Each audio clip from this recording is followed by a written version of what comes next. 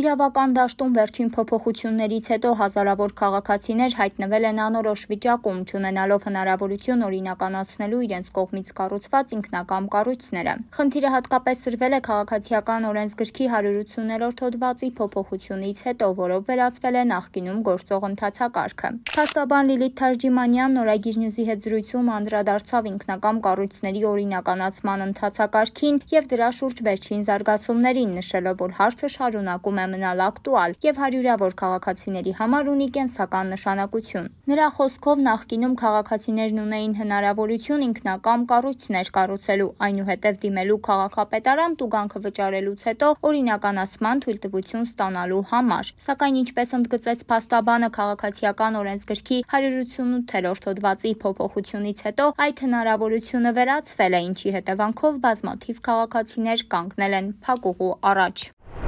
Եթե նախկինում հնարավորություն ունեին քաղաքացիները այդ ինքնակամ կառույցները կառուցելու ու դիմելու, որպեսզի համապատասխան տուգանքը վճարելուց հետո քաղաքապետարանի օրինականացման հետ կապված թույլտվություն տար, այդ քաղաքացիական օրենսգրքի 188 հոդվածի փոփոխության լույսի ներքո ոնց որ արդեն այդ հնարավորությունը չեղարկվեց ըստ էության, որից հետո քանի որ կային բազմաթիվ հազարավոր մարդիկ մեծ մասշտաբով ինքնակամ կառույցներ իրականացրած, ովքեր որ բնականաբար խնդրի փակուղ առաջ էին կանգնելու,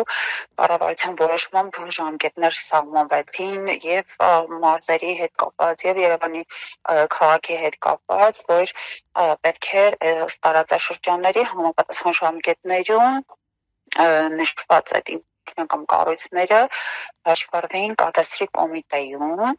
ցույց տալով, որ մինչև որ թվականն են դրան կառուցված, որպեսզի նույն գործընթացով օրինականացման հնարավորություն լիներ։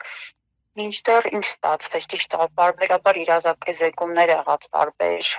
միջոցներով եւ կադաստրի կոմիտեի եւ այլ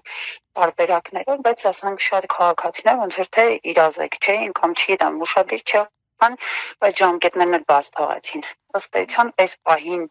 ունենք բազմաթիվ ինքնակամ կառույցներ, որոնք չունեն կարգավիճակ ու շատ երկար ժամանակ ոնց որ այդ քաղաքացիները իրենց անորոշ վիճակում են։ Ես ինքս էլ որպես փաստաբան հարցում եմ կատարել տարածքային կառավարման նախարարություն Պարդաբանում եմ խնդրել, եթե օրինակ չունենք էլի այս պահին օրենսդրական որևէ կարգավորում, ինչ որ լծակ չունենք, ոնց է լինելու այդ ճակատագիրը, ու այնտեղից ինձ պատասխանեցին, որ ոնց որ թե նախատեսվում է, որ առաջիկայում ինչ որ փոփոխություն պետք է լինի եւ իրականում եղավ։ Ճիշտ է, այս պահին այդպես օրինական ուժի մեջ չմտած չի, բայց օրենքի նախագիծ ապատտվում, որ ոնց որ թե եւս մեկ հնարավորություն կտրվի քաղաքացիներին, ովքեր որ ունեն ինքնակամ կառույցներ ու չունեն թույլտվություն եւ ժամկետում չեն հաշվառել կադաստրի կոմիտեում, այս պահին հնարավորություն կտրվի, որպեսզի կտրվի, այսինքն ժամկետ, որ այդ ժամկետում պետք է ինքնակամ կառույցները հաշվառեն, որից հետո կկարողանան զբաղվել այդ նշած օրինականացման գործընթացով։